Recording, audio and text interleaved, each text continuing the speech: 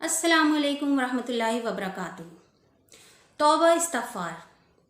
अल्लाह ताला ने इंसान को, आदम अलैहिस्सलाम की औलाद को जो सबसे पहला सबसे नायाब तोहफ़ा दिया है वो है तौबा इस्तग़फ़ार। एज़ वी ऑल नो कि अल्लाह ताला ने आदम अलैहिस्सलाम को बनाने से पहले फ़रिश्तों को बनाया था और वो फ़रिश्ते अल्लाह के हुक्म को ताबेदारी से पूरा करते थे। यानी कि अल्लाह ताला की सबसे मासूम और सबसे ताबेदार जो मखलूक है वो फ़रिश्ते हैं। वो अल्लाह के हुक्म से उस हुक्म को ता क़यामत तक मानते रहेंगे। वो इबादत कर रहे हैं तो खालिस अल्लाह की इबादत कर रहे हैं, कोई गुनाह नहीं उनसे होता है। उसके बावजूद अल्लाह ताला ने इंसान को बनाया, आदम अलैहिस्सलाम को बनाया, जिस पर फरिश्तों ने ऑब्जेक्शन भी किया था कि अल्लाह आप ऐसे कौम को क्यों बना रहे हैं जो नीचे जाकर ज़मीन में फसाद फैलाएगी। यानी कि फरिश्तों को भी इस बात का इल्म था कि अल्लाह ताला जिस चीज़ को बना रहे हैं, जिस आदम अलैहिस्सलाम को बना रहे हैं, तो वो अल्लाह ताला की नाफरमानी और गलतियाँ करेगा। बट उसके बावजूद अल्लाह ताला ने इंसान को क्यों बनाया?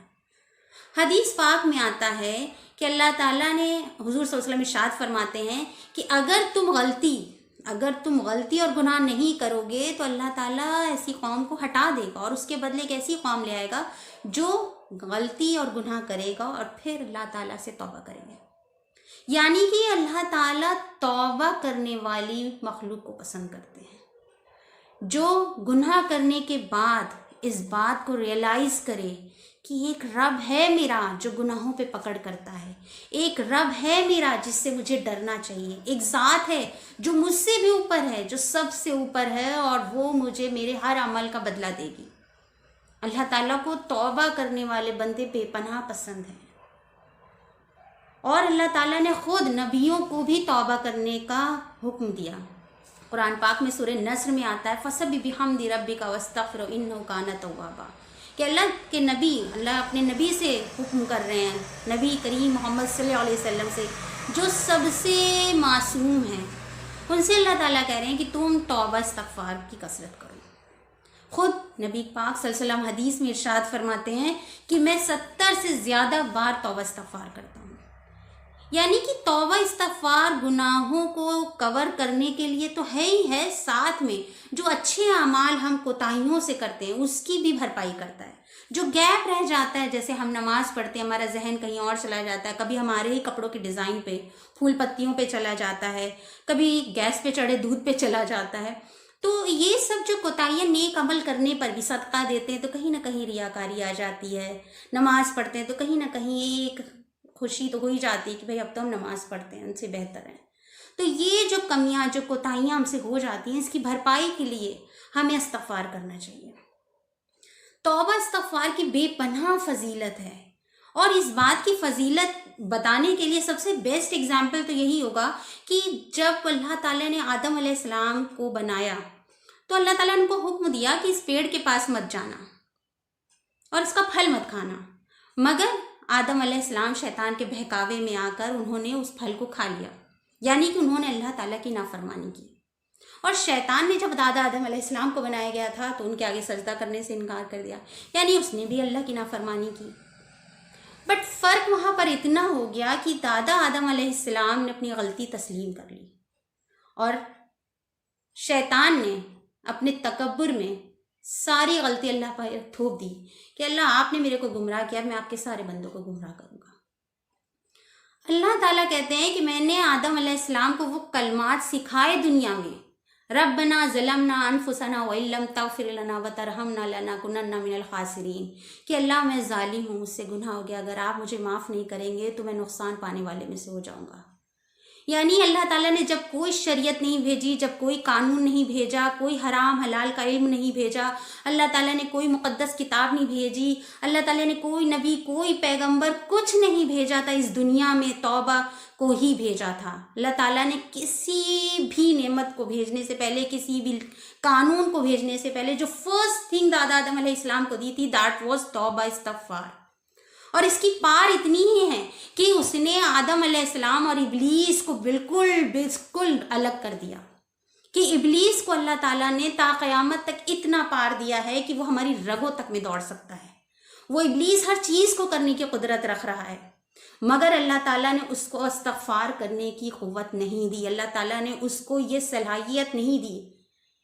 یہ خاص نعمت تھی اللہ تعالیٰ نے صرف آدم علیہ السلام کو دی، کیونکہ اللہ تعالیٰ کو اپنے آگے جھکنے والے بندے پسند ہیں. Allah wants us to submit in front of him. Allah کو سبمیشن پسند ہے کہ میرے آگے جھکو، میرے بندے میرے سامنے اپنی غلطیوں کا اقرار کریں، مجھ سے معافی طلب کریں. حدیث پاک میں آتا ہے، صحیح مسلم کی حدیث ہے کہ اللہ تعالیٰ رات کے وقت اپنے ہاتھ پھیلاتے ہیں کہ دن میں گناہ کرنے والوں کو میں معاف کر دوں، اور دن میں اللہ تعالیٰ اپنے ہاتھ پھیلاتے ہیں کہ رات میں گناہ کرنے والوں کو میں معاف کر دوں. سبحان اللہ. اللہ تعالیٰ دنیا میں کوئی بھی چیز کسی چیز کا اتنی شدت سے انتظار نہیں کرتی جتنا اللہ تعالیٰ اپنے بندے کی توبہ کا انتظار کرتے ہیں. اللہ تعالیٰ کے نزدیک سب سے پسندیدہ عمل ہے. نوح علیہ السلام کی قوم سے نوح علیہ السلام نے ارشاد فرمایا کہ انہوں نے کہا کہ تم اپنے رب سے توبہ کرو تاکہ تم پر موسلا دھار بارش کی جائے. بارش was a symbol of her برکت کا، رزق کا، عافیت کا سمبل ہوتا تھا. اور اللہ تعالیٰ نفع بخش بارش کرے گا تمہارے اوپر، اور تم کو بیٹے دے گا یعنی کہ اولاد دے گا، اور اللہ تعالیٰ تم کو وہ جنت دے گا جو ہرے بھرے باغ ہیں جس میں، اور اللہ تعالیٰ نہریں دے گا.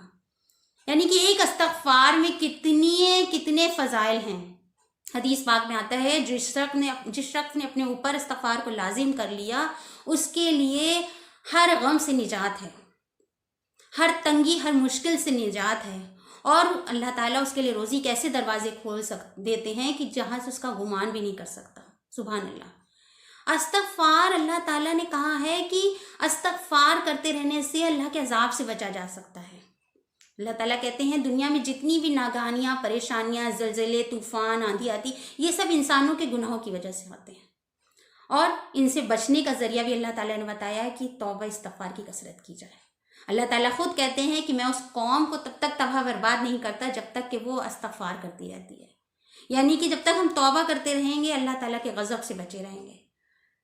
جب تک ہم توبہ کرتے رہیں گے اللہ تعالیٰ ہمارے پر رحمت، برکت، رزق کی دولت نازل فرمائیں گے. جب تک ہم توبہ کریں گے اللہ تعالیٰ ہماری اولادوں میں برکت دیں گے. جب تک ہم توبہ کریں گے، قرآن میں آتا ہے کہ تم کیوں اللہ سے توبہ نہیں کرتے کہ تم پر رحم کیا جائے. یعنی کہ اللہ تعالیٰ کی رحمان والی صفت بھی ہم استغفار پڑھ کے ہی پا سکتے ہیں. تم سب جھنڈ کے جھنڈ آؤ اور اللہ کے سامنے استغفار کرو، رجوع کرو تاکہ تم فلاح کو پا سکو. یعنی کہ فلاح، کامیابی جس کے لیے ہم سب بے چین ہیں، پریشان ہیں، اس کا بھی ذریعہ استغفار میں ہے. استغفار از ایکچولی اللہ تعالیٰ کے سامنے کنفیس کرنا ہے کہ اللہ میں تیرا بندہ ہوں، میں گمراہ ہو گیا ہوں، مجھ سے گناہ ہو گیا، مجھ سے کوتاہیاں ہو گئی، مگر میں واپس پلٹ کے تیرے پاس آ گیا. استغفار کرنے کے بے شمار فائدے ہیں، اور اللہ تعالیٰ نے کہا ہے کہ استغفار کرنے سے اللہ تعالیٰ راضی ہوتے ہیں. استغفار بھی ایسی ہونی چاہیے جو ہمارے دل سے نکلی ہو، جس کے کرنے کے بعد ہم اس گناہ کی طرف دوبارہ نہیں پلٹیں. استغفار کا رزلٹ یہی ہونا چاہیے کہ ہم اس گناہ سے زندگی بھر کے لیے کنارہ کر لیں. کیونکہ ایک شخص تھا، وہ استغفر اللہ استغفر اللہ استغفر اللہ پڑھ رہا تھا، اور حضرت علی کو ادھر سے گزر ہوا، انہوں نے کہا کہ تمہاری استغفار کو بھی استغفار کی ضرورت ہے. یعنی کہ استغفار دل سے ہونا چاہیے، دل کی گہرائیوں سے استغفار ہونا چاہیے، اور زبان سے وہ کلمات نکلنے چاہیے. استغفر اللہ، اے اللہ مجھے معاف کر دے. اللہ تعالیٰ کو توبہ کرنا بے پناہ پسند ہے. یعنی کہ جنت سے نکالے جانے کے بعد جو پہلی دعا دادا آدم علیہ السلام کو، جو پہلا گفٹ، جو پہلی نعمت اللہ تعالیٰ نے دی، دیٹ واز استغفار. اور جب ہم قیامت کے روز محشر میں سب چیز کا حساب کتاب ہو جائے گا، جنت والوں کو جنت دے دی جائے گی، دوزخ والوں کو دوزخ دے دی جائے گی، اور جنت والے اپنے اپنے اعمال کے حساب سے ان کو نور دیا جائے گا، جس کے سہارے اس نور کی روشنی سے وہ جنت کی طرف بڑھ رہے ہوں گے. تب ان کی آخری دعا ہوگی، یعنی کہ جنت میں داخل ہونے سے پہلے اور دنیا کی آخری دعا ہوگی، ربنا اتمم لنا نورنا واغفر لنا، کہ اللہ اس نور کو بڑھا دیجئے اور ہم سب کی مغفرت کر دیجئے. So this is the only first and the last دعا جو آدم علیہ السلام اور ان کی نسلوں کے لیے اللہ تعالیٰ نے عام کی تھی. وہ اللہ جس نے سب کچھ دینے سے پہلے، جس نے ساری نعمتوں کو دینے سے پہلے، اپنی ساری صفتوں کو دینے سے پہلے، دینے والا، معاف کرنے والا، اس رب نے اپنی الغفار صفت کو ہم پر ظاہر کیا کہ تم سب استغفار کرو. کیونکہ اللہ تعالیٰ کے نزدیک اس عمل کی بہت قدر ہے. اسی لیے اللہ کے نبی خود دن بھر میں 70 بار سے زیادہ استغفار کرتے تھے. خود ان کے لیے قرآن کریم میں حکم آ گیا. انشاءاللہ ہم بھی اپنے نفس پر اس کو لازم کر لیں گے کہ یہ استغفار ہماری زندگیوں میں بس جائے. ہمیں اپنے اچھے کاموں کی بھرپائی، جو کوتاہیاں ہوتی اس کے لیے بھی استغفار کی ضرورت ہے. اور جب انسان استغفار کو بھول جاتا ہے، اس کے اندر خود پرستی آ جاتی ہے، اس کے اندر اپنی انا آ جاتی ہے، وہ اپنے کو بہتر سمجھنے لگتا ہے، اور وہ ساری برائیوں کی جڑ ہے. تو انشاءاللہ ہم کوشش کریں گے کہ ہماری زندگیوں میں اس استغفار کی قیمت ہم سب کو سمجھ میں آ جائے، اور ہم سب ہر وقت اللہ سے اپنے گناہوں کی معافی طلب کریں تاکہ ہم اللہ تعالیٰ کی نعمتوں سے فائدہ اٹھا سکیں. وآخر دعوانا الحمدللہ رب العالمین. السلام علیکم ورحمۃ اللہ وبرکاتہ.